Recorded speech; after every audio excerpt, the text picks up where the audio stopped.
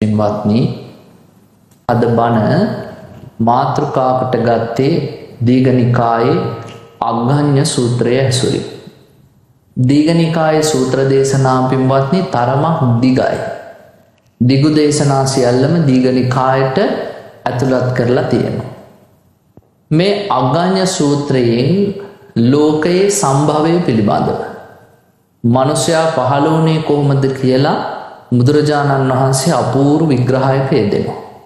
ලෝතර ශාන්තිනායක අමාමෑණී බුදුරජාණන් වහන්සේ පහළ වෙච්ච කාලේ ලෝකෙ මිනිස්සු විශ්වාස කළා මේ ලෝකය කියන එක යම්කිසි දෙවියෙක් විසින් නිර්මාණය කරන ලද්දක් කියලා.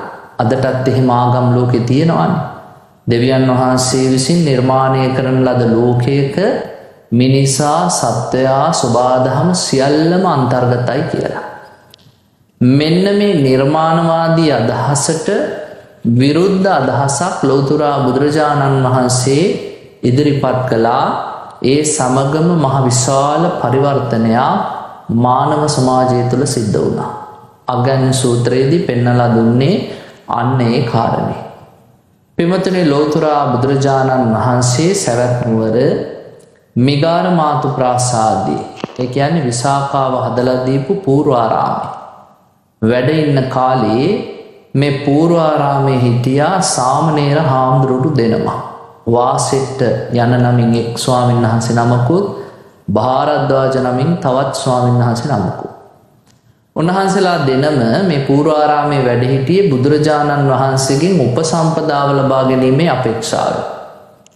වැඩ ඉන්න කාලේ දවසක් සන්ධ්‍යා වේලාවේ බුදුරජාණන් වහන්සේ මේ මිගාර මාතු ප්‍රාසාදයේ ඉස්සරහා ඒ ප්‍රාසාදයේ හෙවණැල්ල වැටෙන භූමි සීමාවේ සක්මන් කරනවා.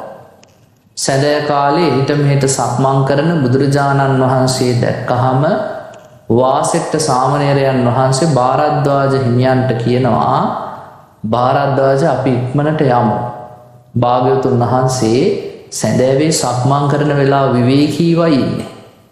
මේ වෙලාවේ බුදුරජාණන් වහන්සේ ළඟට ගිහිල්ලා මොනවා හරි දහම් කරුණක් අහන්නට ලැබෙනවා නම් ඒක අපේ ජීවිතවලට හරීම වටිනවා. ඒ නිසා ඉක්මනට යන් කියලා කිව්වා. බලන්න මොනතරම් නුවණැතිද කියලා. ඒ වෙලාවෙදි කල්පනා කළේ අනවශ්‍ය දෙයක් කතා කරන්න නෙමෙයි. වල්පල් කියවන්න නෙමෙයි.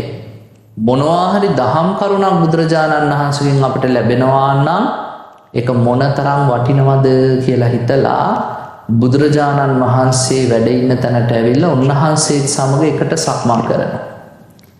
දැන් උන්වහන්සේත් සමග සක්මන් කරද්දී බුදුරජාණන් වහන්සේ වාසෙට්ට ස්වාමීන් වහන්සේගෙන් අහනවා වාසෙට්ට ඔබ බ්‍රාහ්මණ කුලයේ කෙනෙක්. බ්‍රාහ්මණ කුලයේ ඉඳලා පැවිදි වුණා කියලා ඔබට බ්‍රාහ්මණයෝ බයින්නේ නැද්ද? චෝදනා කරන්නේ නැද්ද? ගරහන්නේ නැද්ද? ඒ පාර කියනවා බුදුරජාණන් වහන්සේ මොනවා අහනවද? මට හරියට දොස් කියනවා. අභූතයෙන් චෝදනා කරනවා, ගරහනවා, තැන් තැන්වල ලැජ්ජා කරනවා. මට පුදුම විදිහට ආක්‍රෝෂ පරිභව කරනවා. ඒ වෙලාවේදී බුදුරජාණන් වහන්සේ මේ වාසෙට්ට ස්වාමීන් වහන්සේගෙන් අහනවා වාසෙට්ට කොහොමද මේ බ්‍රාහ්මණය ඔබට බයින්නේ? හරි ලස්සනට වාසෙට්ට හාමුදුරුවෝ බුදුරජාණන් වහන්සේට දේශනා කරනවා. කොහොමද කියන්නේ? වන්නෝ හීනා අඤ්ඤේ වන්නා බ්‍රාහ්මනෝච සුක්ඛා වන්නා කන්හා අඤ්ඤේන වන්නෝ බ්‍රාහ්මනාච සුද්ධන්තිනෝ අබ්‍රාහ්මනා බ්‍රාහ්මනාච බ්‍රාහ්මනෝ පුත්තා ඕරසා මුකතෝ ජාතා බ්‍රහ්මජා බ්‍රහ්ම නිමිත්තා. බුදුරජාණන් වහන්සේ මේගොල්ලෝ මට බයින්නේ බ්‍රාහ්මණ වර්ණයම ශ්‍රේෂ්ඨයි. බ්‍රාහ්මණයාගේ කුලය තමයි ශ්‍රේෂ්ඨම කුලය. වෙන කුල එකක්වත් ශ්‍රේෂ්ඨ නැහැ. ඊළඟට බ්‍රාහ්මණ වංශයේම සුක්ලයි සුදුයි. ඒගොල්ලෝ තමයි පිරිසිදු. අනිත් සියලුම කුලවල අය පහත්. ඊළඟට බුදුරජාණන් වහන්සේ බ්‍රාහ්මණයෝ පිරිසිදුයි සුද්ධයි. බ්‍රාහ්මණ නොවිච්ච අය අසුද්ධයි. ඒගොල්ලෝ අපිරිසිදුයි. බ්‍රාහ්මණයෝ මහා බ්‍රහ්මයාගේ මුඛයෙන් මවන ලද අය. අනිත් අය මහා බ්‍රහ්මයා තමන්ගේ වෙනත් ශරීර අවයව යටිපතුල් වලින්, කලවා වලින්, බාහුව වලින් නිර්මාණය කරන ලද අය. නම් බලන්නකො මේ ඉගැන්වීම හරි භයානකයිනේ. බුදුරජාණන් වහන්සේ පහළ වෙච්ච කාලේ කිව්වේ බ්‍රාහ්මනෝස්ය මුඛමාසී. මහා බ්‍රහ්මයාගේ මුවෙන් තමයි බ්‍රහ්මයෝ ඉපදුනේ. බ්‍රාහ්මණයෝ. ඊළඟට කිව්වා බාහුම් රාජාන කෘතා. ශාස්ත්‍රීය ඉපදුනේ අත් දෙකෙන් බාහු දෙකෙන්. ඌරු යුගසේ අද්වෛශ්‍යා මහා බ්‍රහ්මයාගේ කලවාදකෙන් තමයි වෛශ්‍යෝ පහළ වුණේ. පද්භායම් සුද්‍රෝ අජායත ශුද්‍රයෝ සමාජයේ පල්ලෙහාම මිනිස්සු බිහි වුණේ යටිපතුලෙන් කියලා. ඉගැන්වීම කොච්චර මෝඩද කියලා ඔයත්තන්ට තේරෙනවා ඇති. එහෙම ඉගැන්වීමකුත් මිනිස්සු ඒ කාලේ පිළි අරගෙන හිටිය මිත්‍යා දෘෂ්ටිය හරි බලවත්නේ. ඉතින් බුදුරජාණන් වහන්සේ තමයි මේක වෙනස් කළේ. දැන් කියනවා වාසෙට බුදුහාමුදුරනේ බ්‍රාහ්මණයෝම පිරිසිදුයි, බ්‍රාහ්මණයෝම ශුද්ධයි, බ්‍රාහ්මණයෝම ඉහළයි, බ්‍රාහ්මණයෝම ශ්‍රේෂ්ඨයි, බ්‍රාහ්මණයෝම මහා බ්‍රහ්මයාගේ මුඛයෙන් ඉපදුනා කිය මට බයිනවා. නුඹලා ගිහිල්ලා කුලයෙන් හීන අපිරිසිදු ශුද්‍ර සමාජයේ පැවිදි වුණේ ඇයි කියලා මගෙන් ප්‍රශ්න කරනවා. බුදුරජාණන් වහන්සේ වෙලාවේදී කියනවා වාසෙට ඔතන තියෙනවනේ ප්‍රශ්නයක්. මොකද්ද ප්‍රශ්නේ? වාසෙට නුඹ දැකලා තියෙනවද කාන්තාව? එහෙමයි බුදුහාඳුරනේ දැකලා තියෙන්නේ. වාසෙට නුඹ දැකලා තියෙනවද ඒ තරුණ කාන්තාව තරුණ වයසට ආවම ඍතුමත් ස්වභාවයටපත් වෙනවා. ඔසප් වෙනවා. දැකලා තියෙනවා. ඔවුන් විවාහ වුණාට පස්සේ ගර්භණී වෙනවා දැකලා තියෙනවද? දැකලා තියෙනවා. ඔවුන්ට දරුවෝ ලැබෙනවා දැකලා තියෙනවද? දැකලා තියෙනවා. වාසෙට දරුවෝ ලැබෙන්නේ යෝනි මාර්ගයෙන් කියලා පැහැදිලිද? පැහැදිලි කිව්වා. එහෙම දැකත් ඇයි වාසෙට මහා බ්‍රහ්මයාට අපහාස කරන්න කියලා ඇහුවා. දැන් බලන්න මේගොල්ලෝ කියනවා මහා බ්‍රහ්මයාගේ මුවින් තමයි ඉපදුනේ කියලා. බුදුහාඳුරෝ කියනවා නෑ නෑ යෝනි මාර්ගයෙන් කියලා. එතකොට බුදුහාඳුරෝ මෙතෙන්දී තේරුම් කරන්නේ මොකද්ද? ඔබ කියනවා නම් මහා බ්‍රහ්මයාගේ මුවින් බ්‍රාහ්මණයෝ ඉපදුනා කියලා. ඒ කියන මහා බ්‍රහ්මයාගේ මුවයි ස්ත්‍රීගේ යෝනි මාර්ගයයි දෙකක් නොවේ. එකක් කියන එකයි මෙතන කියන්නේ. ඒ නිසා කොහොම මහා බ්‍රහ්මයාට ලැජ්ජ කරන්න එපා. ඒ තරම් පහත් විදියට හිතන්න එපා. ස්වභාව ධර්මයේ න්‍යායක් තියෙනවා. දරුවන් ලැබෙන විදිහ නුඹලා දකිනවා. ඒ දැකත් බොරු කියන්න යන්න එපා. ඒ පාර වාසෙට මේක තේරෙනවානේ. වාසෙට තේරිච්ච නිසානේ පැවිදි වුනේ. බුදුරජාණන් වහන්සේගෙන් අහනවා බුදුහාඳුරනේ ඔක තව ටිකක් විග්‍රහ කරන්න පුළුවන්ද? භාග්‍යවත් බුදුරජාණන් වහන්සේ දේශනා කරනවා මේ ලෝකේ තියෙනවා මේ වාසෙට කුල හතරක්. බ්‍රාහ්මණ, ශාස්ත්‍රීය, වෛශ්‍ය, ශුද්‍ර. මෙහෙම කුල හතරක් තමයි බුදුරජාණන් වහන්සේගේ කාලේ තිබ්බේ. වාසෙට හොඳට මතක තියාගන්න මේ ලෝකේ යම්කිසි ශාස්ත්‍රීයෙක් ඉන්නවා. එයා සත්තු මරනවා, හොරකම් කරනවා, කාමී වර්ධවා හැසිරෙනවා, බොරු කියනවා, කේලම් කියනවා, හිස් වචන කියනවා, පරුස වචන කියනවා. ඒ විතරක් නෙමෙයි දැඩි ලෝභයෙන්, දැඩි ක්‍රෝධයෙන්, මිත්‍යා දෘෂ්ටියෙන් දස අකුසල්හි නිරත වෙනවා. කවුරු හරි රජ කුලයක කෙනෙක්. වාසෙට රජ කුලයේ කෙනාට විතරක් නෙමෙයි දස කුසලයේ නිරත වෙන්න පුළුවන්කමක් තියෙන්නේ. බ්‍රාහ්මණයෝ දස කුසලයේ නිරත වෙන්නේ නැද්ද? අකුසලයේ නිරත වෙනවා. ශුද්‍රයෝ නිරත වෙන්නේ නැද්ද? ශුද්‍රයෝත් පව් කරනවා. වෛශ්‍යයෝත් පව් කරනවා. පව් කරනවා කියන එක එකම කුලයකට උරුම දෙයක් නෙමෙයි. වාසෙට සියල්ලෝම පව් කරනවා. ඒක සියල්ලන්ගේම ලක්ෂණයක්.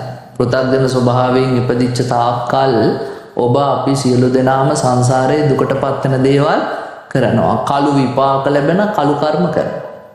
කළු විපාක ලැබෙන කළු කර්ම කරාම පින්වත්නි ඔබ ගිහිල්ලා උපදින්නෙත් කළු ස්ථානවල. කළු ස්ථානවල ඉපදුනහම මොකද වෙන්නේ? ඔබට ලැබෙන ස්පර්ශයනුත් කළුයි. විපාක ලැබෙද්දී දුක් සහිත මේ ස්පර්ශයන් තමයි ලැබෙන්නේ.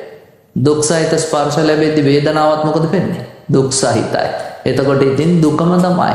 හරියට නිරිසත්වයෝ වගේ දුකම විඳිනවා. ඔබ සුදු පැහැති විපාක ලැබෙන සුදු කර්ම කළොත් ඔබට ගිහිල්ලා උපදින්න වෙන්නේ සුදු ස්ථානවල. එතකොට සුදු ස්ථානවල ඉපදුනහම ඔබට ලැබෙන ස්පර්ශයනොත් සුදුයි. ඒ ස්පර්ශ සුදු වුණාම මොකද වෙන්නේ? ස්පර්ශ නිසා හටගන්න වේදනාව සුදුයි. සැපයම තමයි විඳින්න වෙන්නේ. බුදුරජාණන් වහන්සේ දේශනා කරන හරියට සුභකින්නක දෙවියෝ වගේ. සැපය තමයි ජීවිතේ ප්‍රධානත්වයට පත් වෙන්නේ. එනිසා මේ පව් කරනවා කියන එක බ්‍රාහ්මණද ශාස්ත්‍රීයද වෛශ්‍යද ශුද්‍රද කියලා නෑ. එකම මිනිස් ප්‍රජාවකගේ ලක්ෂණ. වාසෙට් එක ශාස්ත්‍රීයෙක් ඉන්නවා. එයා සත්තු මරන්නෙත් නෑ, හොරකම් කරන්නෙත් නෑ, කාමයේ වරදවා හැසිරෙන්නෙත් නෑ, බොරු කියන්නෙත් නෑ, ඊළඟට කේලම් කියන්නෙත් නෑ, හිස් වචන කියන්නෙත් නෑ, පරස වචන කියන්නෙත් නෑ. එයා දැඩි ක්‍රෝධය, දැඩි ලෝභය, මිත්‍යා දෘෂ්ටිය මේ සියල්ලක්ම අයින් කරලා, ඒ කියන්නේ දස අකුසලයෙන් වෙන් වෙලා දස කුසලයේ වඩනවා. ඒක ශාස්ත්‍රයට විතරද? නෑ, බ්‍රාහ්මණයටත් පුළුවන්, වෛශ්‍යයටත් පුළුවන්, ශුද්‍රයටත් පුළුවන්. එනිසා වාසෙට හොඳ පැත්තට හැරෙනවා කියන එකත් එක කුලයකට අයිති වැඩක් නෙමෙයි.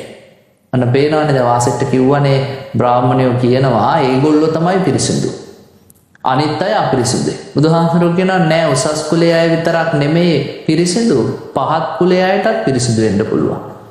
මේ කුලය කියන එක එකම මිනිස් ප්‍රජාවකකින් හටගත්ත දෙයක් විනා මිනිස්සු කරන කියන දේවල් මත සිද්ධ වෙච්ච දෙයක් නෙවෙයි.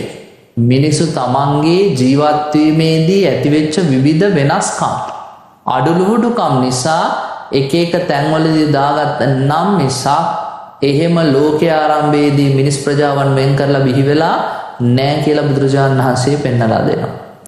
දැන් බුදුරජාණන් වහන්සේ මේ වාසෙට්ටට හරි ලස්සන කතාවක් කියනවා. වාසෙට්ට මේ කුල හතර ගැන නුවණැත්තන් විසින් මෙනෙහි කරන්න ඕනේ හොඳට. මේ ලෝකයේ යම්කිසි කෙනෙක්ට පුළුවන් නම් නුවණැත්තන් විසින් ගරහන ලද දේවල් නොකර ඉන්න. ඒක තමයි වටින්නේ. නුවණැත්තන් ගරහනවා නම් යම්කිසි දෙයක් කරන්න එපා කියලා කියනවා නම් ඒක නොකර ඉන්නවා කියන එක තමයි වටින්නේ. හැබැයි මේ ලෝකයේ මිනිස්සුන්ට එහෙම පෙන්නලා දීලා තියෙද්දි හොඳ නරක තේරුම් ගන්න බැරි නම් ඒ මිනිස්සු තමන්ගේ ජීවිතයේ අඳුරෙන් අඳුරට පත් කරගන්නවා. බුදුරජාණන් වහන්සේ දේශනා කරනවා යම්කිසි කාලයක කවුරු හරි කෙනෙක් කියනවා නම් අපි මහා බ්‍රහ්මයාගේ මුඛයෙන් ඉපදිලා තියෙනවා. එනිසා අපි තමයි මේ ලෝකේ උසස්ම අය කියලා ඒගොල්ලෝ වැරදි වැඩ කරනවා නම් ඒගොල්ලෝ ගාවේ උසස්කම නැහැ. මිනිස්සුන්ට පුළුවන්කම තියෙන්න ඕනේ ධර්මයට අනුකූල වෙලා මේ ජීවිතේ යථාර්ථයේ සාරය දකින්න. යම්කිසි කෙනෙක් මොලෙකුලේ ඉපදුනත්, බ්‍රාහ්මණ වුණත්, ශාස්ත්‍රීය වුණත්, වෛශ්‍ය වුණත්, ශුද්‍ර වුණත් බුද්ධ ශාසනයට ඇවිල්ලා යථාර්ථයේ තේරුම් අරගෙන රහත් වෙනවා නම් එයාට මේ කුල හතරෙන් එක නමක්වත් දෙන්නේ නැහැ. එයාට එතකොට කියන්නේ කවුරු කියලාද? මහරහතන් වහන්සේ කියලා. අර ගංගාවල තියෙන වතුර පින්වත්නි හතර පැත්තෙන් එනවනේ. හතර පැත්තෙන් ඇවිල්ලා වැටෙනවා මහා සමුද්‍රයට. මහා සමුද්‍රයට වැටුණාට පස්සේ අපි කියන්නේ මොන රහයි කියලාද? ලුණු රසයි කියලා. ඒකෝ රසෝ ලෝණ රසෝ. එතකොට එන්න පුළුවන් එක එක පැති වලින් වෙන්න පුළුවන්. එක එක වතුර වෙන්න පුළුවන්. හැබැයි මුහුදට වැටුණාට පස්සේ සියල්ලම ලුණු රසයි කරදියයි. ඒ වගේ තමයි සතර කුලෙන් කොහෙන් ඇවිල්ලා මහාන වුණත් බුදුරජාණන් වහන්සේ ළඟ පැවිදි වුණොත් ඒගොල්ලන්ට කිව්වා ශාක්‍ය පුත්‍රීය ශ්‍රමණ. බුදුරජාණන් වහන්සේගේ ශාක්‍ය පුත්‍රීය ශ්‍රමණයන් වහන්සේලා. ඒ නිසා මිනිස්සුන්ව එහෙම වෙන් කරන්න බෑ. වාසෙට මේ ලෝකේ යම්කිසි කෙනෙක් භවය පිළිබඳව තියෙන බන්ධන සියල්ලම දුරු කළා නම්, රහත් භාවය අවබෝධ කළා නම් එයා මේ ලෝකේ ශ්‍රේෂ්ඨ රහතන් වහන්සේ නමක් කියලා කිව්වා. දැන් ඔය ටික දේශනා කරලා බුදුරජාණන් වහන්සේ පෙන්නලා දෙනවා වාසෙට මේ ලෝකේ කොහොමද මේ කුල ක්‍රමයක් ඇති වෙන්න පටන් ගත්තේ.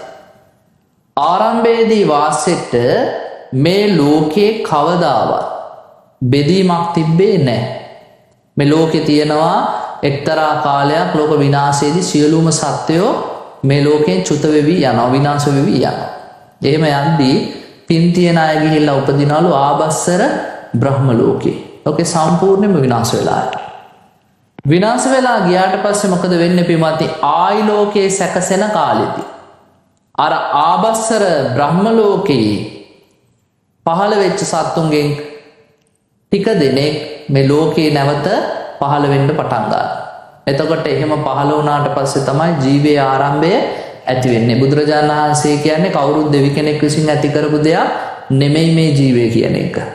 ආභස්සර බ්‍රහ්ම ලෝකයේ පහළ වෙච්ච සත්වයෝ ලෝකය විනාශ වෙලා නැවත සකස් වෙද්දී පෘථුවිය මේ පෘථුවිය මත පහළ වෙනවා. පහළ වුණාට පස්සේ බුදුරජාණන් වහන්සේ ඒ ඇත්තන්ගේ ලක්ෂණ කීපයක් කියනවා. මොනවද? මනෝමයා පීති භක්කා සයම්පභා අන්තලික්කවරා ආදී වශයෙන්. එතන මනෝමයා කියලා කියන්නේ ඒගොල්ලෝ ධ්‍යාන චිත්ත බලයෙන් උපන් අය. ඒගොල්ලන්ට මනෝමය ශරීරයක් තියෙනවා, ධ්‍යාන චිත්ත බලයෙන් ඉපදිලා තියෙනවා. පීති භක්කා ප්‍රීතිය ආහාරය කොටගෙන තමයි ජීවත් වෙන්නේ. ඊළඟට ස්වයම්පභා තමන්ගේ ශරීරයේම නිපදවා ගන්න ආලෝක ධාරාව ඇතිවයි ඉන්නේ. ඊළඟට ඒගොල්ලෝ අහසින් යන අය, සිත්කලු වස්ත්‍රාභරණ ඇඳ පැළඳගෙන ඉන්න අය, බොහෝ කාලයක් ආයුෂ තියන අය. ඔන්න ආභස්සර බ්‍රහ්ම ලෝකෙන් ඇවිල්ලා මනුස්ස ලෝකේ ඉන්නවා. දැන් මේ පෘථුවිය අර සකස් වෙන මුල් කාලේක පින්වත්නි තියෙන්නේ මුළු සක්වලම එක ජල කඳක් විදිහටලු. මේ ලෝකේ එක ජල කඳක් විදිහටලු තියෙන්නේ. එතකොට ඒ තියෙද්දී ඝන අන්ධකාරය තියෙනවා, රැය දවල්ක් නැහැ, ස්ත්‍රී පුරුෂ ભેදයක් නැහැ.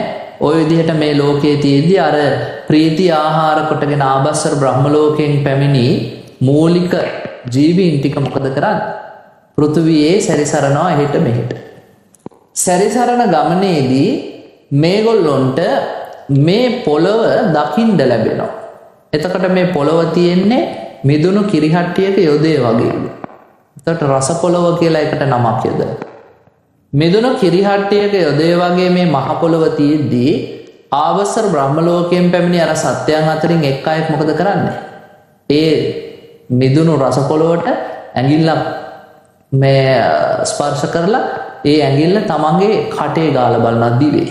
එතකොට එයාට හරි රසක් දැනෙනවා. දඬුවැල් මීබෑයක තියෙන රසය. දැනුණාම අන්න තෘෂ්ණාව හටගත්තා. තෘෂ්ණාව හටගත්තට පස්සේ මේක කණ්ඩ පටන් ගත්තා. බිම තිබ්බ රස පොළව කනවා. දීර්ඝ කාලයක් තිස්සේ එයා කරන දේ දැකලා අනිත් අයත් ඒක කරනවා. මේගොල්ලෝ දිගින් දිගටම රස පොළව අනුභව කරන්න පටන් ගත්තා. එහෙම රස පොළව දිගින් දිගටම අනුභව කරද්දි මොකද වෙන්නේ? ඒගොල්ලන්ගේ ඇඟේ තියෙන ප්‍රභාව අඩු වෙලා යනවා. ශරීරයේ එන්න රළු බවට පත් වෙන අර ස්වයං ප්‍රභාව ඔක්කොම නැති වෙනවා. ඊළඟට ප්‍රීති ආහාර කරගෙන හිටපු අය භෞතික ආහාර වලට ලොල් වුණාට පස්සේ අර ශරීරවල තිබෙන සැටැස්ම වෙනස් වෙනවා. ඊට පස්සේ මොකද වෙන්නේ? මේගොල්ලෝ කාලයක් තිස්සේ රස පොළව අනුභව කරද්දී රස පොළව අවසන් වෙලා යනවා. ඉන්න අනතුරු අහෝ රස පොළව නේද? අදත් මිනිස්සු මොනවා හරි දෙයක් ආස කරන දෙයක් නැතුනම අනේ කියලා කියනවානේ. බුදුරජාණන් වහන්සේ කියන ඒක පැරණි ව්‍යවහාරයේ එදා මහ පොළොවට තිබ්බ තණ්හාව අදටත් මිනිස්සු ළඟට ඇවිල්ලා. ඊළඟට මේ රස පොළොව ඉවර වුණාට පස්සේ මේ පොළොවේ හට ගන්නවලු පින්වත්නි භූමි පප්පටක බිම් හතු විශේෂයක්.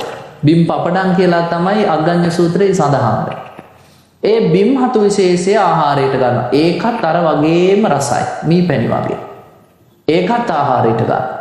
ඒක ආහාරයට ගන්න තව තවත් ආලෝකය අඩු වෙවි යනවා. ඊළඟට මිනිස්සුන්ගේ ස්වයං ප්‍රභාව අඩු වෙලා ශරීර රළු බවට පත් වෙනවා.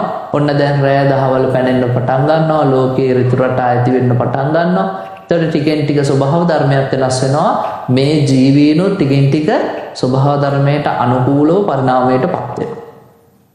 දැන් කාලයක් කොහොම බිම්හතු කකා ඉඳිද්දි මොකද වෙන්නේ? බිම්හතු ටිකත් අවසන් වෙනවා. බිම්හතු අවසන් වුණාට පස්සේ බදාලතා වැල් පහළ වෙනවා. එතකොට ඒවත් ආහාරයට ගන්නවා. ඒවත් හරි රසයි.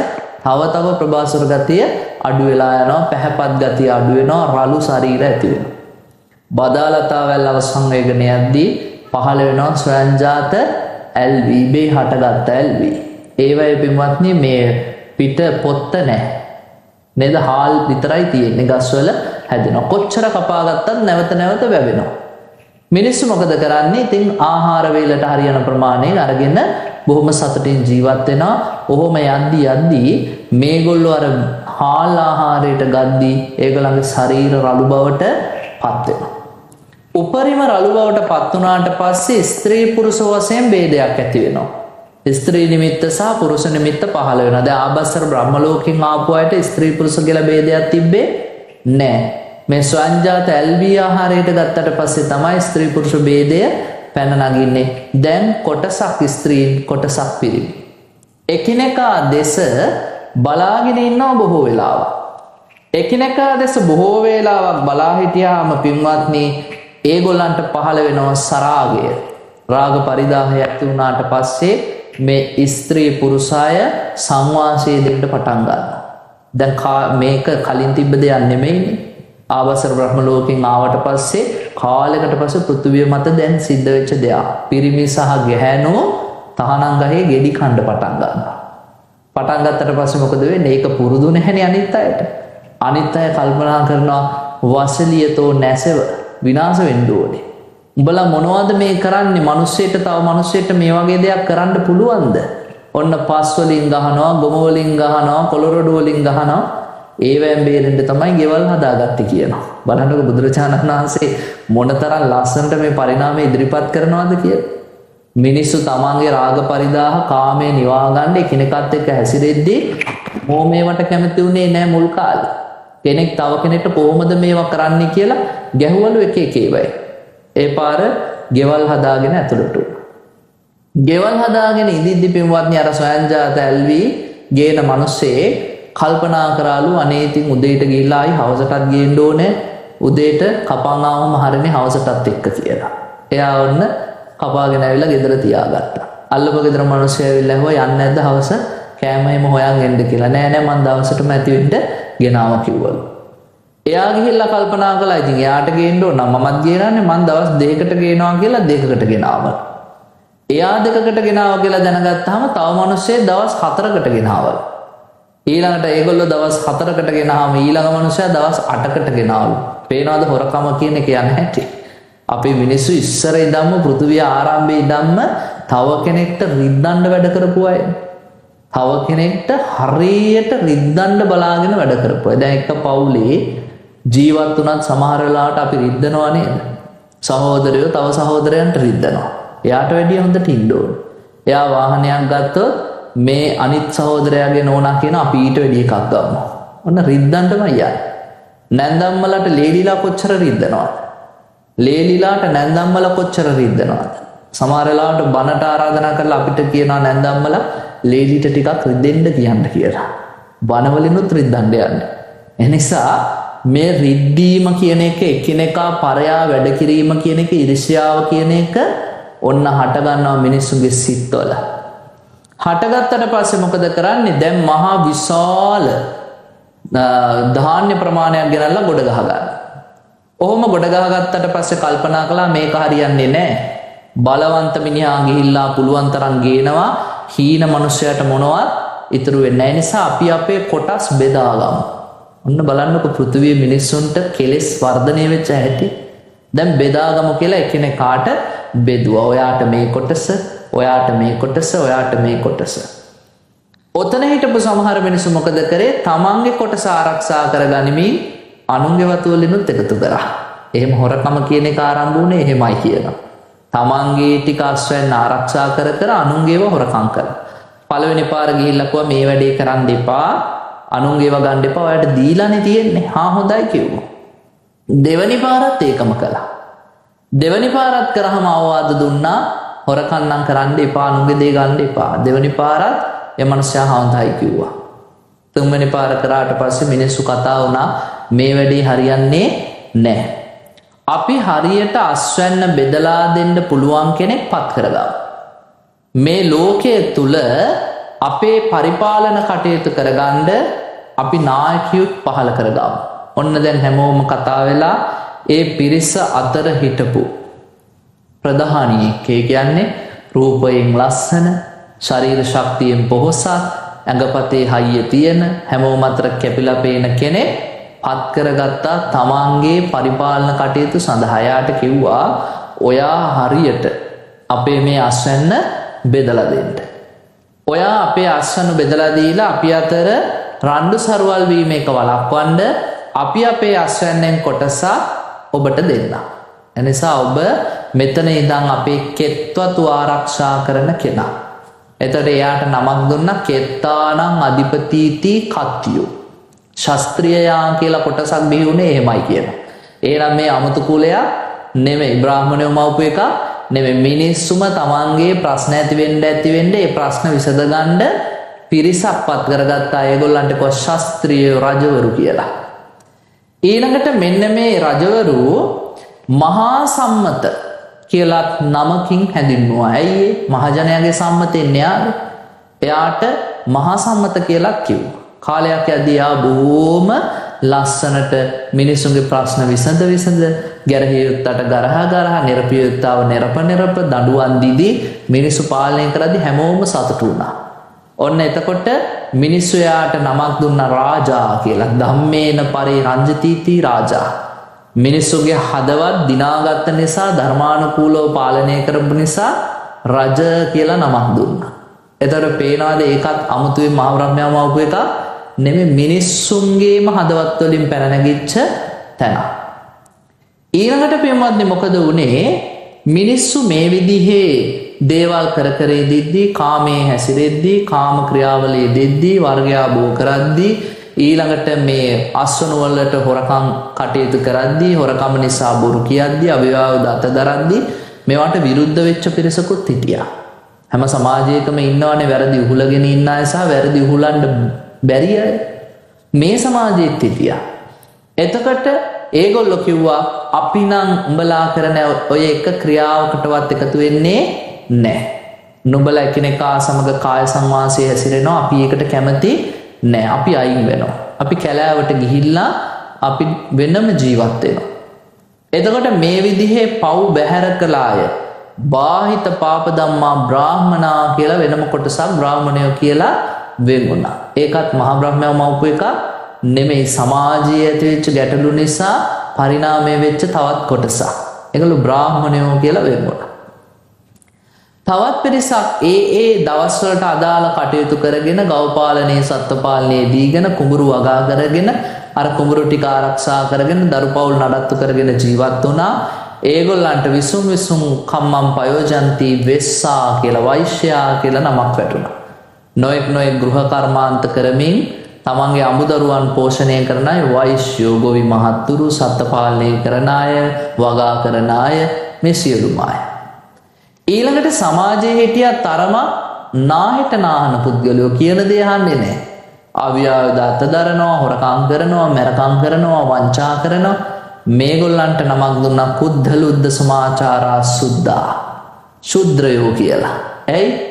සමාජයේ අපිරිසිදු ක්‍රියාකාරකම් වල යෙදෙන නිසා ශුද්‍රය. එහෙම නැතුව මහා බ්‍රහ්මයාගේ යටිපතුලින් ඉපදිච්ච නිසා නෙමෙයි. බලන්නකෝ බුදුරජාණන් වහන්සේ අතීත කතාව, වංශෝපත්ති කතාව හරි ලස්සනට ගේන හැටි. උන්වහන්සේ පෙන්නලා දෙන්නේ මේ සමාජයේ මිනිස්සුන්ගේ පහළවීමත් සමග ටිකෙන් ටික වෙනස් වෙද්දී ජනගහනය වැඩි වෙද්දී මිනිස්සු පරිණාමය වෙද්දී සමාජයේ විකරණය වෙච්ච ආකාරය.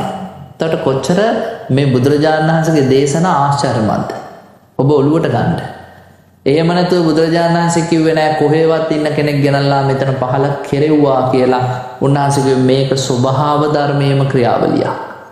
ඒතර බුදුරජාණන් වහන්සේ පෙන්නනවා මිනිස්සු අතර තිබ්බ ප්‍රශ්න විසඳ ගන්නම මිනිසුන් විසින් තමයි මේ කුල ක්‍රමය ආරම්භ කළේ. එහෙම තමයි ශාස්ත්‍රීයෝ බිහි වුණේ, එහෙම තමයි වෛශ්‍යෝ බිහි වුණේ, එහෙම තමයි ශුද්‍රයෝ බිහි වුණේ, එහෙම තමයි බ්‍රාහ්මණයෝ බිහි වුණේ කියලා බුදුරජාණන් වහන්සේ පෙන්නලා දෙනවා. දැන් මේක පස්සේ කාලෙකදී බ්‍රාහ්මණයෝ ඔළුව උඩ තියාගෙන නෑ මේ සමාජයේ දෙවියන් වහන්සේ විසින් නිර්මාණය කළේ, මහා බ්‍රහ්මයා විසින් නිර්මාණය කළේ, එනිසා අපි ඊට අවනත විය යුතුයි කියලා. දැන් ওই වේද ග්‍රන්ථ එහෙම කියවීම බ්‍රාහ්මණයන්ට පමණයිනේ. වෙන කෙනෙක් වේද ග්‍රන්ථයක් එහෙම කියවුවොත් ඒගොල්ලෝ මොකද කරන්නේ? දිව ඇදලා යකඩ කොක්කක් ගහනවා. එහෙම නැත්නම් කටට ගිනි අඟුරුවක් කරනවා. ශුද්‍රයට වේද පොත් කියවන්න බෑ. වේද පොත් කියවනවා බ්‍රාහ්මණයෙක් ශුද්‍රයෙක් අහන් හිටියොත් මොකද කරන්නේ? කනට රත් කරපු ලාකඩ වක් කරා. ඒ තරම් මිනිස්සු පීඩාවට පත් කරපු යුගයක තමයි බුදුරජාණන් වහන්සේ මේ පරම සත්‍ය ඉදිරිපත් කරන්නේ. ඔබත් මමත් සරණ ගිය බුදුරජාණන් වහන්සේට මොනතරම් පෞරුෂයක් තියෙන්නේ නැද්ද? සමාජයේ තදින් මේ දේ විශ්වාස කරන කාලේ ලෝකයේ මහා බ්‍රහ්මයා මැව්වා කියලා බුදුරජාණන් වහන්සේ මොනතරම් අභීතව ගුවද නෑ මේක වැරදි කියලා. නිසා ආශ්චර්යමත් ශාස්ත්‍රුන් වහන්සේ නමක් බුදුරජාණන් වහන්සේ. උන්වහන්සේ කවදාවත් මේ වර්ණ ભેදයට සැලකිල්ලක් දැක්ුවේම නැහැ. දැන් මේ කුල හතරක් බෙදුවා. කුල හතරක් බෙදලා මිනිස්සු පහත් කළා. ඒ කුල හතරටත් වැඩිය පහත් මට්ටමට තමයි කාන්තාව දැම්මේ. බ්‍රාහ්මණයෝ හරි කැත විදිහටනේ කාන්තාවන්ව විග්‍රහ කළේ. කොහොමද කිව්වේ? පුංචි කාලේ තියන්න ඕනේ තාත්තා ළඟ. තරුණ කාලේ තියන්න ඕනේ ස්වාමියා ළඟ. වයසට ගියාම තියන්න ඕනේ වැඩිමහල් පුතා ළඟ. කාන්තාවකට තනියෙන් නම් ඉන්න දෙන්න එපා කිව්වයි පව්කාරියක් කිව්වා. මොනවා හරි අවස්ථාවක් ලැබිච්ච ගමන් පවුම කරන වරදේ බැඳෙන මහා නරක තැනැත්තියක් විදිහටයි කාන්තාව බ්‍රාහ්මණයෝ පෙන්වුවේ. ඒගොල්ලෝ හරි ලස්සන ශ්ලෝක ටිකක් කිව්වා. අවුදුම්බර බවම් පුෂ්පං ශ්වේත වර්ණස්ය කාකයෝ මත්ස්‍යපාදං ජලේ පස්යාත් ස්ත්‍රී චිත්තන්න විශ්වසයේ. අවුදුම්බර බවම් පුෂ්පං කිව්වේ දියුල් ගහේ අත්තික්ක ගහේ ගෙඩි හැදෙන්නේ මල් පිපෙන්නේ නැහැ. හැබැයි කවුරු හරි කිව්වොත් අත්තික ගහේ මල් පිපිලා කියලා විශ්වාස කරන්නලු වෙන්න පුළුවන්ලු කලාතුරකින් හරි. ශ්වේත වර්ණස්ස කාකයෝ කාක්කෝ කළු පාටයිනේ. හැබැයි මෙතන කියනවා කාක්කෝ සුදු පාටයි කියලා කවුරු හරි කිව්වොත් ඒකත් වෙන්න පුළුවන්ලු ඉඳලා හිටලා කාක්කෝ සුදු වෙන්නත් පුළුවන්. මත්ස්‍යපාදං ජලේ පස්යාත් මාළුන්ට කකුල් ඇවිල්ලා වතුර ඇවිදිනවා කියලා කවුරු හරි කිව්වොත් ඒකත් විශ්වාස කරන්නලු වෙන්න පුළුවන්. මේ වෙන්න බැරි දේවල් තමයි කියන්නේ. හැබැයි කියන ඒවා වෙන්න පුළුවන්ලු. ඕවා විශ්වාස කළත් ස්ත්‍රී චිත්තන්න විශ්වසයේ ගෑනුන්ගේ හිතනම් විශ්වාස කරන්න එපා කිව්වා. ඇයි ඒකට හේතුවක් කිව්වා. මොකද්ද කිව්වේ? මුඛ පද්ම දලාකාර. ගෑනුන්ගේ මුඛය හරියට නෙළුම් මලක් වගේ කිව්වා. වාචා චන්දන සීතලං වචන සඳුන් කල්කේ තවරනවා කිව්වා. කාන්තාව කතා කරද්දී හරීම ඇදලා පැදලා ලාන්විතවනේ කතා කරන්නේ. වචන සඳුන් කල්කේ වගේ කිව්වා. ඊට පස්සේ කිව්වා මදු තිෂ්ඨති ජිව්හාග්‍රේ දිවාගින් මීපැණි වැක්කිරෙනවා කිව්වා. ඔය මොනවා තිබ්බත් වැඩක් නැහැ මිනිසුනේ හෘදේතු හලාහලම් ගෑනුන්ගේ හිතවල තියෙන හලාහල විස කිව්වා. කොහොමද බ්‍රාහ්මණයෝ කියපු හැටි? මේ උපාසකම්මලා බුදුරජාණන් වහන්සේ ගැන තියෙන ශ්‍රද්ධාව තව තවත් වැඩි කරගන්න ඕනේ. ඔය බුදුරජාණන් වහන්සේ පහළ වෙලා කාන්තාවන්ට විමුක්තිය දුන්නේ නැත්තම් ඔබත් අද හිර වෙලා ඉන්නේ ඔය වගේ තැනක. දර්ශනං චිත්තං වෛකල්‍යං ස්ත්‍රිය දැකුමෙන් හිත විකල් වේ. ස්පර්ශනන්දන නාසනං ඇයව ස්පර්ශ කරන්න හිතුවොත් සල්ලි අවසන් වෙනවා. සයනං මරණං කුර්යාත් ගැහැණියක් සමග එක්ක සයනයක හිටියොත් මරණය ස්ත්‍රීරයි. ඇයි? ස්ත්‍රී ප්‍රත්‍යක්ෂ රාක්ෂසී. ගැහැණිය කියන්නේ රකුසියක්මයි. ඔහොම කියද්දී බුදුරජාණන් වහන්සේ දේශනා කළා නෑ කාන්තාව කියන්නේ පුරුෂයා හා සමානයි. නසෝ සබ්බේසු ඨානේසු පුරිසෝ හෝති පණ්ඩිතෝ. හැමතැනදීම පිරිමියා පණ්ඩිතෙක් වෙන්නේ නෑ. ඉත්තීපි පණ්ඩිතා හොන්ති තත්ත තත්ත විචක්කනා. ගැහැණුන්ටත් පුළුවන් ඒ තැන්වලදී පිරිමියා හා සමානවම පණ්ඩිත වෙන්න. මේධාවිනී සීලවතී පණ්ඩිතකම තියෙනවා නම් සීලවන්තකම තියෙනවා නම් ගැහැණුන්ට පුළුවන් අවශ්‍ය තැන ඉදිරියට යන්න. මේ රහත් භාවය ආනන්ද හාමුදුරුවෝ අහුවනේ බුදුහාමුදුරනේ ගැහැණුන්ට ලබා ගන්න බැරිද? පුළුවන්. එහෙනම් ඇයි බුදුහාමුදුරනේ පැවිද්ද දෙන්නේ නැත්තේ? භාග්‍යවතුන් වහන්සේ පැවිද්ද දුන්නානේ. මහරහත් මෙහෙණිවරු කී දෙනෙක් මේ බුද්ධ ශාසනයේ පහළ වුණාද? කාන්තාව කී දෙනෙක් මේ බුද්ධ ශාසනයේ ලබන්න පුළුවන් ඉහළම තනතුරු ලැබුවද? එනිසා මේ කුල ભેදය තථාගත බුදුරජාණන් වහන්සේ සම්පූර්ණයෙන් ප්‍රතික්ෂේප කළා. වාසෙට්ට ස්වාමීන් වහන්සේට කියනවා වාසෙට්ට මෙන්න මේ විදිහට කුල ක්‍රමයක් ඇති වුණා කියලා මිනිස්සු කියනවා. ශාස්ත්‍රීය බ්‍රාහ්මණ වෛශ්‍ය ශුද්‍ර කියලා ඒවා ඇති වුණේ මහා බ්‍රහ්මයාගේ නිර්මිතයක් විදිහට නෙමෙයි. මේ ලෝක ධාතුව තුල ආභස්සර බ්‍රහ්ම ලෝකයෙන් පැමිණි මිනිස්සු පරිණාමයත් එක්ක වෙනස් වීම තුලයි මිනිස්සු මේ විදිහේ කොටස් හතරකට බෙදුනේ. දැන් ඔය ටික පෙන්නලා දීලා බුදුරජාණන් වහන්සේ දේශනා කරනවා මෙන්න මේ වගේ කතාවක්. මොකද්ද කියන්නේ? වාසෙට්ට මේ ලෝකයේ යම්කිසි මිනිස්සෙට පුළුවන් නම් කයින් සම්ෘත වෙන්න. ඒ කියන්නේ කයන් කරන වැරදි ටික වළක්වා ගන්න. වචනයෙන් සම්ෘත වෙන්න. වචනයෙන් කරන වැරදි ටික වළක්වා ගන්න. සිතෙන් සම්ෘත වෙන්න. සිතෙන් කරන වචන ටික වැරදි ටික වළක්වා ගන්න. ඒ කියන්නේ තුන්දොර සංවර කර ගන්න. ඒ මිනිසයා තමයි මේ සමාජයේ වැඩකට ඇති පුද්ගලයා. එහෙම නැතුව කුලය මත පදනම් වෙලා මිනිස්සු තීරණය කරන්න කියලා බුදුරජාණන් වහන්සේ දේශනා කළේ නැහැ. බුදු පියාණන් වහන්සේ දේශනා කරන ශාස්ත්‍රීයයා කයෙන් දුසිරිත කොට. ඒ කියන්නේ රජපෞල්වල කෙනෙක් කයෙන් වැරදි දේ කළොත්, වචනයෙන් දුසිරිත කළොත්, මනසින් දුසිරිත කළොත්, මිසදුටුව ජීවත් වුණොත්, මිත්‍යා දෘෂ්ටිකත්වයේ හිටියොත් එයා මරණින් පසුව ස්ථිර වශයෙන්ම නිරයට යනවා. ඔන්න තේරුම් ගන්න ඕන තැන. රජපෞලක කෙනෙක්, උසස් කුලයක කෙනෙක් මහා බ්‍රහ්මයාගේ මුවෙන් ඉපදුනා කියලා බේරෙන්න බෑ. බ්‍රාහ්මණයාටත් එහෙමයි. පහත්ම වෙච්ච ශුද්‍රයාටත් ඒක එහෙමමයි. වෛශ්‍යයාටත් ඒක එහෙමමයි. ඒකේ වෙනසක් නැහැ. හැබැයි රජපෞලක කෙනෙක් හොඳ කළොත්, දස කුසල්ලී නිරත වුණොත් අනිවාර්යෙන්ම මෙයා සුගතියට යනවා. හැබැයි ඒක එයාට විතරක් නෙමෙයි, ශුද්‍රයාටත් පුළුවන්. පහත්ම කුලයේ කෙනෙක්ට. ඒකනේ බුදුහාඳුර වසල සූත්‍රයේ කිව්වේ නජජ්ජා වසලෝ හෝති නජජ්ජා හෝති බ්‍රාහ්මණ. කම්මනා වසලෝ හෝති කම්මනා හෝති බ්‍රාහ්මණ. මේ ලෝකේ කවුරුවත් වසලෙක් වෙන්නේ නැහැ උපතින්. මේ ලෝකේ මිනිස්සු ක්‍රියාවෙන් තමයි තමන්ගේ ජීවිතේ වසල බවට හෝ උත්තම භාවයට වර්ධනය කරගන්නේ. එනිසා පින්වතුනි හැමතිස්සෙම වැඩක් කරද්දී ජීවිතේ මොනවා හරි ක්‍රියාකාරකමක යෙදිද්දී මම මොනවා හරි කරනවද, හොඳ වේවා නරක වේවා, මගේ පස්සෙන් විපාක එනවා කියන තැනට කල්පනා කරන්න ඕනේ. එහෙම නැතුව මෙයා කොයි වගේ කෙනෙක්ද, මෙයාගේ උපත කොහොමද, අම්මා තාත්තා කවුද, කොහෙද හිටියේ, එහෙම හොය වැඩ කරන්න ගියොත් කවදාවත් අපිට ජීවිතේ සැනසීමක් ලැබෙන්නේ නැහැ. මේ බුද්ධ ශාසනය අද වෙනතුරු පැවතගෙන ආවා. බුදුහාඳුරෝ දේශනා කළේ විනයෝ නාම ශාසනස්සායු. විනය කියලා කියන්නේ ශාසනයේ ආයුෂ.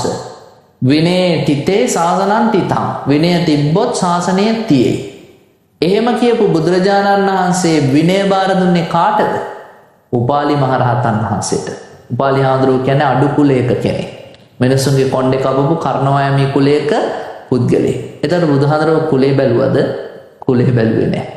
උන්වහන්සේගේ ශාසනයේ මොන තරම් අය මහණ වුණාද? ආනන්ද, අනුරුද්ධ, බහු කිම්බිල, දේවදත්ත ආදී කුමාරවරු මහණ වෙද්දී ඒගොල්ලොත් එක්ක ආපු උපාලි කියන කපුවා, ඒ කියන්නේ උපාලි කියන මේ කොණ්ඩේ කපන කර්ණවැමියා පැවිදි වෙනවා.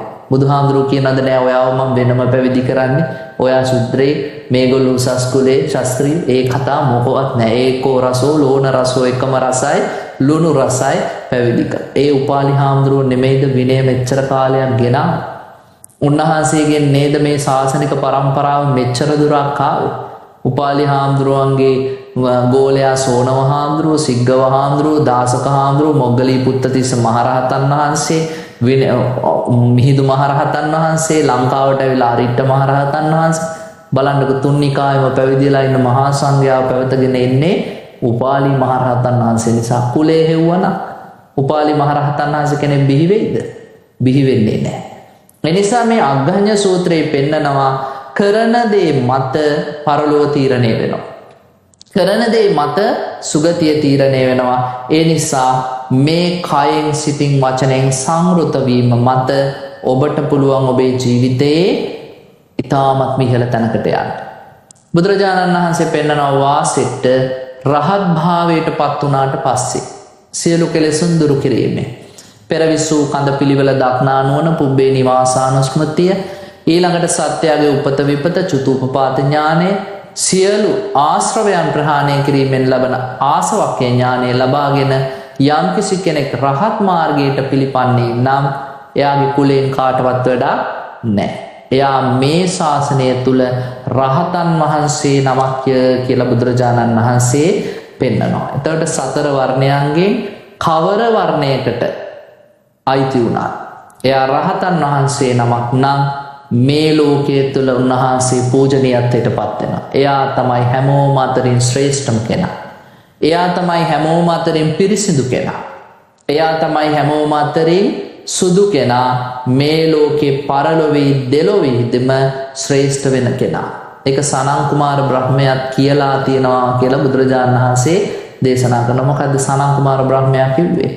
යම් කිසි කෙනෙක් සිය ගෝත්‍රය සිහි කරනවද ඒ අතරින් ශාස්ත්‍රීය ශ්‍රේෂ්ඨයි. ඒ කියන්නේ මේ ලෝකෙ පින්වත්නි මිනිස්සුන්ව පාලනය කරන්න හොඳ රජදරුවෝ ඉන්නවා නම් ඒගොල්ලෝ තමයි ශ්‍රේෂ්ඨ වෙන්නේ. අපේ අවාසනාවකට අපිට ලැබෙනවද නොලැබෙනවද කියන එක වෙනම කතාවක්. හැබැයි මේ ලෝකේ ශාස්ත්‍රීය ශ්‍රේෂ්ඨයි කියනවා මිනිස්සුය කියන එක එක කාණ්ඩ අතරේ.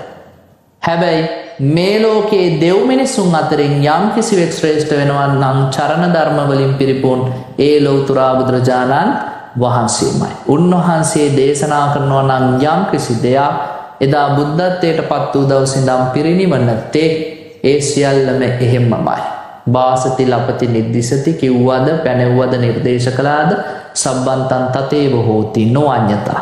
ඒවා එහෙම්මමයි වෙනසක් නැහැ. නිසා මේ අග්ගඤ්ඤ සූත්‍රයේදී භාග්‍යවතුන් වහන්සේ මානවයාගේ පරිණාමය පිළිබඳ අදහසක් ඉදිරිපත් කළා කියනවා.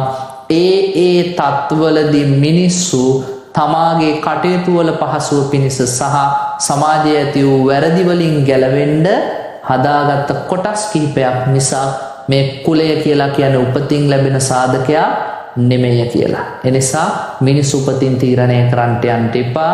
ඒ තීරණයට වැඩිය සිතින්, කයින්, වචනයෙන් සංවර වීමෙන්, ත්‍රිවිද්‍යාව උපදවා ගැනීමෙන්, චරණ ධර්මවල නිරත වීමෙන් ඔබ ලබන නිවන් රසය සෑම සම්පත්තියකටම වැඩිය උතුම්ය කියලා බුදුරජාණන් වහන්සේ දේශනා කරනවා. ඒ උතුම් සැපතට ලං වෙන්න මේ අහපු බණත් උපනිශ්‍රයම වේවා.